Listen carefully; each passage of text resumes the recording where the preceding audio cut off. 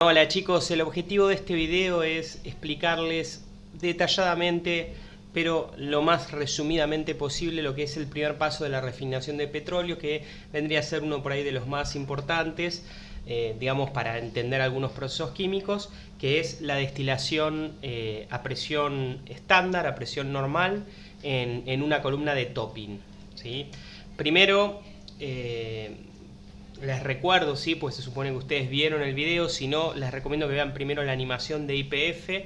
Lo que yo les voy a explicar es la primera parte de esa animación, es decir, el primer proceso de lo que es toda la refinación de petróleo, ¿sí? En el video de YPF aparece con el nombre de torre de fraccionamiento. Se lo conoce también con el nombre inglés, que es topping, que es esa columna, este edificio que tienen acá, de donde se obtienen gases, naftas, gasol y demás, ¿sí?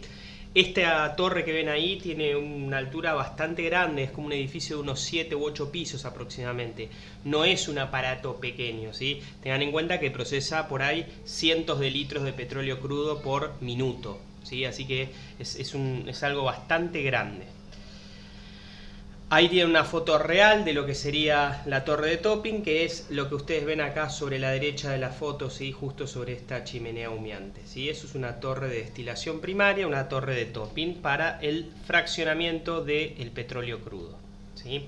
¿Cuál es el objetivo de este primer paso? Bueno, la refinación tiene como objetivo que a partir del petróleo crudo se puedan separar muchos productos comerciales. El gas, nafta, el diésel, fuel oil, lubricantes, asfalto. Asfalto muchas veces sorprende, el asfalto de las calles sale efectivamente del petróleo crudo, ¿sí? Es uno de los componentes. Entonces la idea es, el petróleo crudo viene todo mezclado, bueno, poder separar estos productos para después poder procesarlos y venderlos, ¿sí?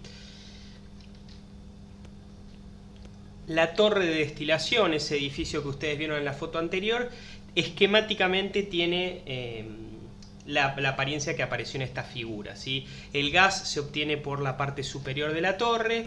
A diferentes alturas se van obteniendo diferentes productos, como puede ser la nafta, el queroseno, el diésel, los aceites, y por la parte de abajo de la torre por lo general se obtienen los componentes más pesados, que es en definitiva lo que es el asfalto y otros componentes de ese estilo, ¿sí?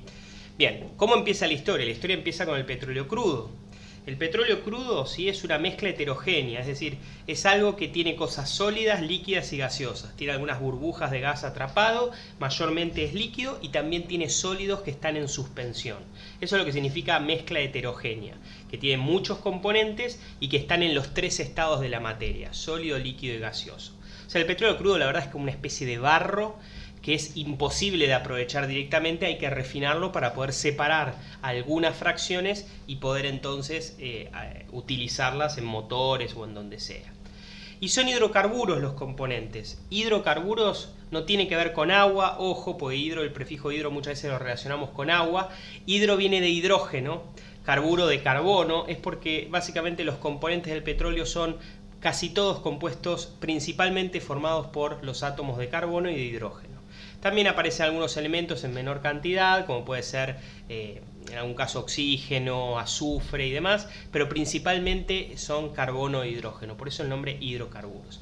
El petróleo crudo entonces es una mezcla, un barro que contiene muchísimos, cientos, miles de hidrocarburos mezclados. Algunos están sólidos, algunos líquidos, algunos están gaseosos, ¿sí? Ahí tienen ejemplos de hidrocarburos. Simplemente la imagen esta es para que vean que hay muchas sustancias posibles donde básicamente el esqueleto son átomos de carbono que tienen varios hidrógenos unidos, ¿sí?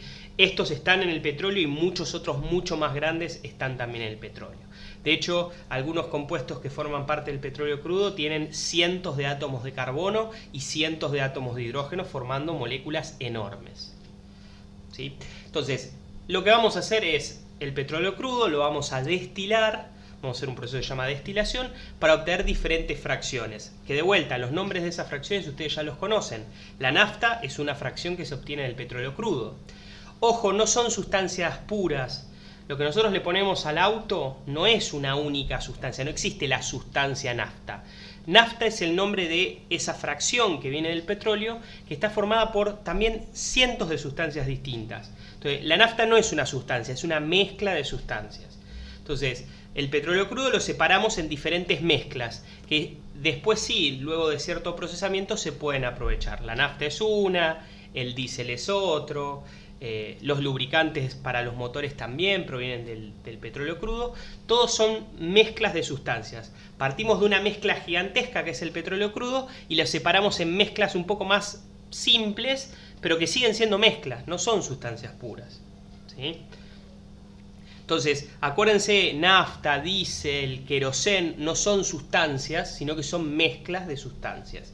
Fíjense, por ejemplo, en esta tabla que apareció en pantalla, tienen más o menos cuántos átomos de carbono forman cada molécula de esas mezclas que suelen aparecer.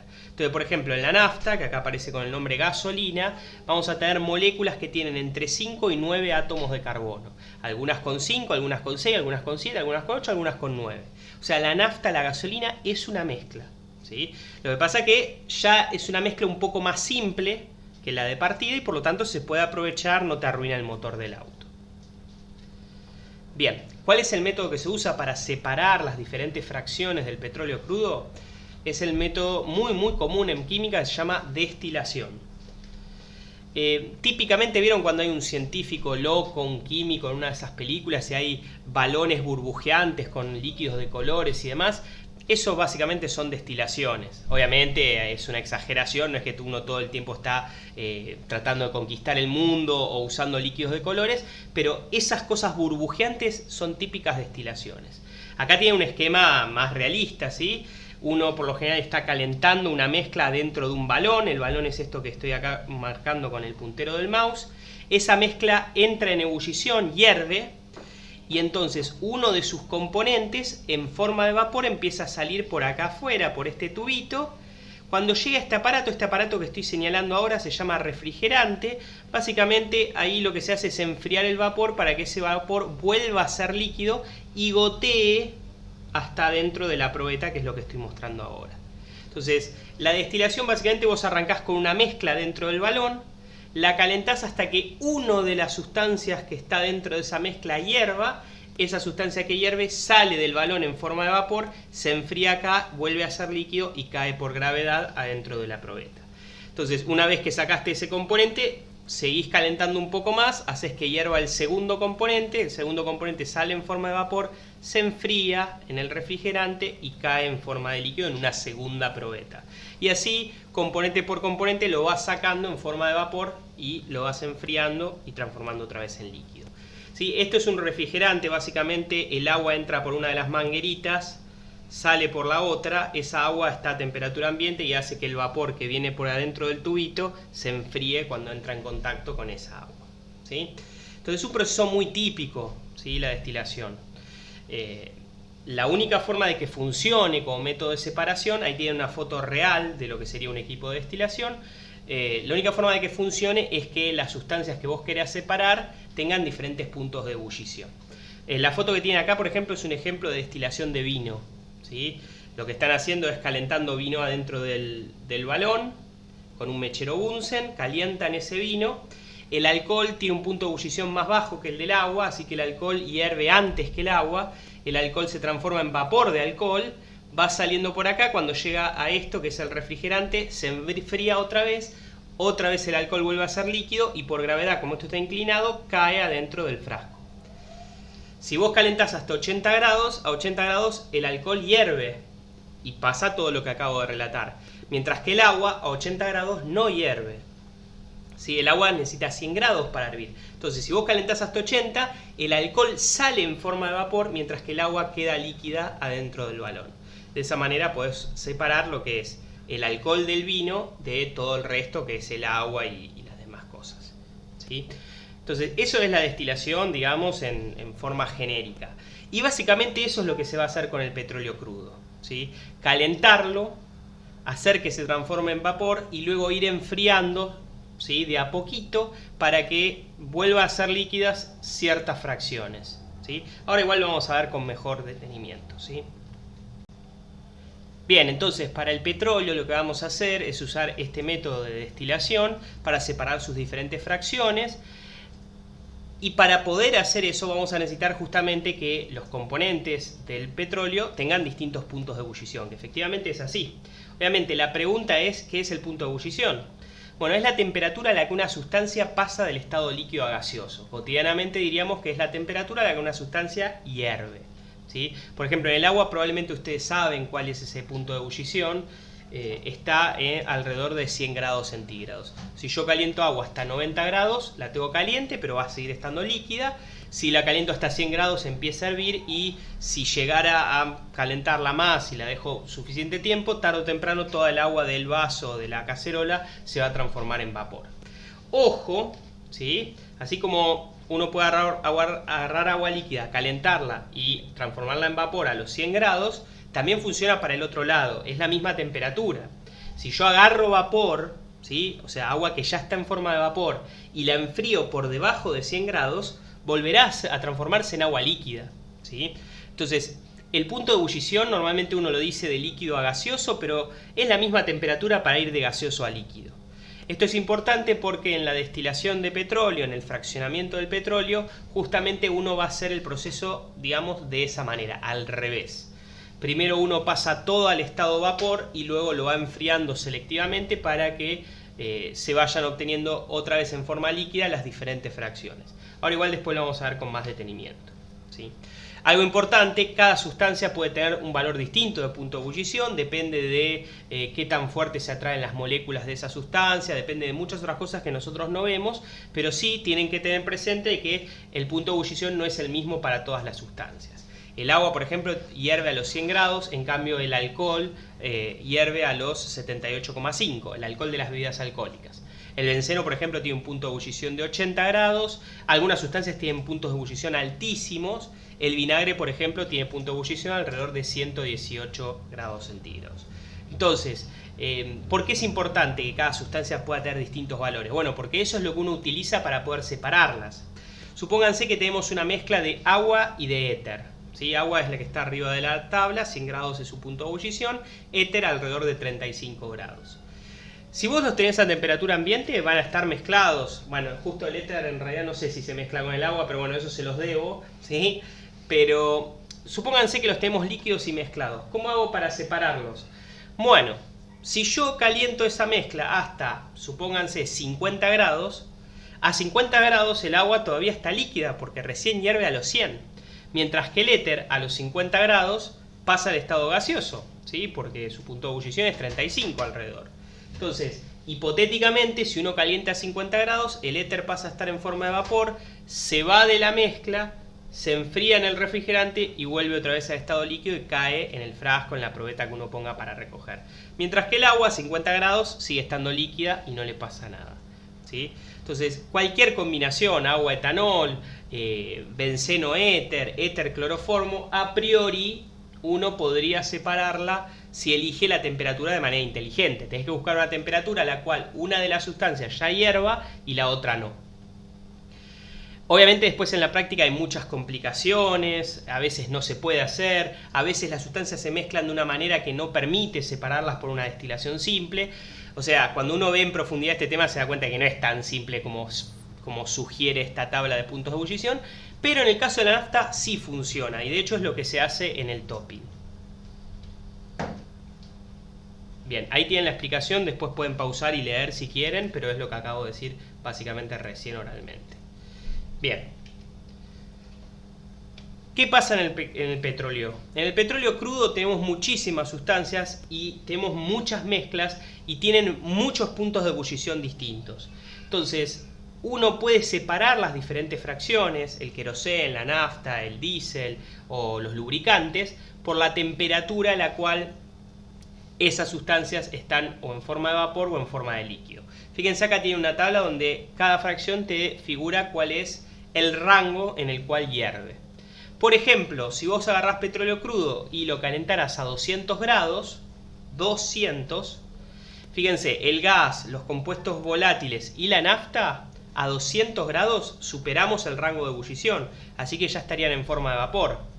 Mientras que los lubricantes, el fuel oil o los residuos como el asfalto, a 200 grados todavía estarían en forma líquida, sus puntos de ebullición son más altos.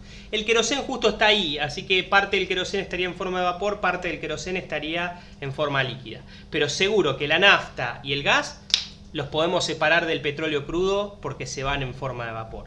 Vos recogés el vapor en otro lado, lo enfrías y otra vez entonces obtenés la nafta en forma líquida, ¿sí? Entonces, si vos vas eligiendo la temperatura, podés algunas fracciones tenerlas en forma de vapor y separarlas, y otras tenerlas en forma de líquido y que queden en la torre, que queden en la parte de abajo por una cuestión de gravedad, ¿sí? Entonces, el petróleo crudo está formado por fracciones con rangos de ebullición muy diferentes, así que uno puede, cambiando la temperatura, ir obteniendo en forma líquida estos compuestos en forma separada, digamos. Bien, en el petróleo crudo en particular, el proceso de destilación se hace al revés de lo que les estuve relatando. No es que se agarra el líquido y se lo calienta, sino que más bien al revés. De entrada, todo el petróleo se lo calienta muchísimo. Se lo calienta hasta alrededor de 400 grados, lo cual hace que casi todas las fracciones pasen a estar en forma de vapor. Y el vapor es lo que entra a la torre de topping, esas que les mostré en la foto, y se va enfriando en la torre de topping. Entonces, en la torre de topping no es que se lo calienta, sino que es al revés. Se lo calienta previamente en un horno hasta unos 400 grados, y luego en la torre de topping ese vapor va subiendo y se va enfriando. A medida que se va enfriando, vuelve a transformarse en líquido las diferentes fracciones que conocemos con el nombre de nafta, diésel y demás, ¿sí? Fíjense, estas animaciones es para darles una idea. Por la entrada de la torre entra vapor realmente. Y lo que va ocurriendo es que a medida que se va subiendo en la torre, ese vapor se va enfriando, ¿sí? Y a medida que se va enfriando, parte de ese vapor va volviendo a ser líquido. Esos líquidos que se van obteniendo a diferentes alturas en cada piso de la torre son las distintas fracciones que estamos buscando. Entonces, de entrada el petróleo crudo, fíjense que aparece acá, la entrada ya viene muy caliente, viene a unos 400 grados, pasa por un horno básicamente. Lo único que a 400 grados sigue estando líquido, sólido, son el asfalto, el bitumen y cosas por el estilo. Esas, por una cuestión de gravedad, caen al fondo de la torre de destilación y salen por abajo. Las demás, diésel, queroseno, nafta, aceites y gas, a 400 grados están en forma de vapor. Y entonces, como son vapor, empiezan a subir por la torre. Pero claro, a medida que subís en la torre y que te alejás del horno, la temperatura va bajando, se va enfriando, ¿sí? La parte de arriba de la torre, que de vuelta tiene la altura como de un edificio de 7 pisos, está mucho más fría que la parte de abajo. Entonces, a medida que va subiendo en cada uno de estos platos, así es como se le dice, cada uno de estos platos, un componente distinto, una fracción distinta, se enfría lo suficiente como para transformarse en líquido. Y como se transforma en líquido, sale por la tubería. Lo que no se transforma en líquido es el gas que venía en forma de burbuja en el petróleo crudo. Ese directamente sale por arriba, nunca vuelve a ser líquido. Sale en forma de gas y se lo recoge de manera gaseosa. Acá tienen una animación, ¿sí? Fíjense que están marcadas las temperaturas. 400 grados básicamente es la temperatura a la que sale el petróleo crudo del horno. El bitumen, el asfalto, la parafina, a esas temperaturas son líquidos, así que caen al fondo por una cuestión de gravedad. Salen por abajo en forma líquida, muy calientes pero líquidos.